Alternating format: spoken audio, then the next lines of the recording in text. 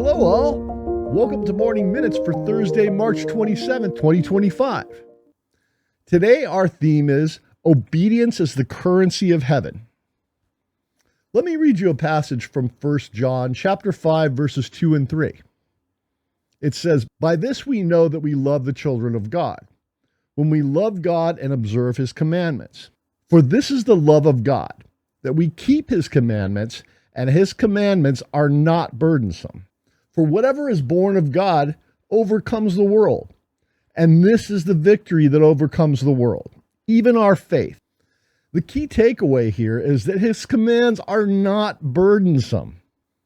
Now, I can only speak for myself, but when I used to hear words like commands and obedience, I would cringe.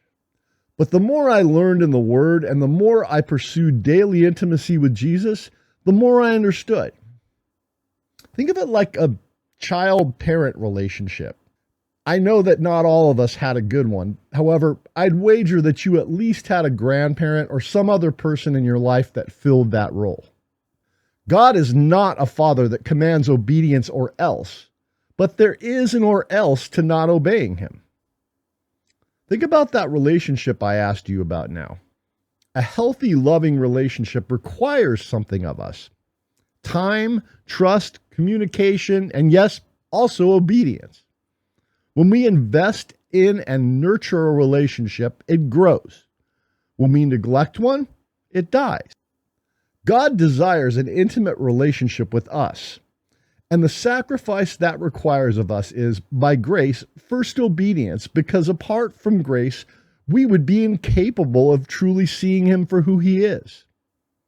For me, the moment I realized the weight of grace poured out for me on the cross, all I could say to such a love that would suffer and die for me was, "Anything, Lord. You can have anything. Take all of me." In the book of 1 John chapter 3, verses 23 and 24, the apostle brings home the point, saying, "This is his commandment, that we believe in the name of his Son Jesus Christ and love one another just as he commanded us. The one who keeps his commandments abides in him, and he in him. We know by this that he abides in us, by the Spirit whom he's given us." Yes, by the Spirit he's given us. Jesus personifies this in John 14, verse 15. He reminds us simply, "If you love me, you will keep my commandments." In closing, the larger point is that obedience is indeed the currency of heaven. Not because God needs us to obey him, but rather that he puts such a weight on obedience because it's necessary for us. It instructs us and helps us navigate through an oft-times utterly impossible to understand and fallen world. When we say to God, "Lord, I'll go. I'll do whatever you want me to do," it's an outpouring of the heart that knows him intentionally, deeply, and profoundly. The desires of our heart then become the desires of his heart for us. And in that, his commands are the opposite of burdensome. So I encourage every one of you to seek out a deeper relationship with God as though it were the most precious, beautiful gift you could have ever received.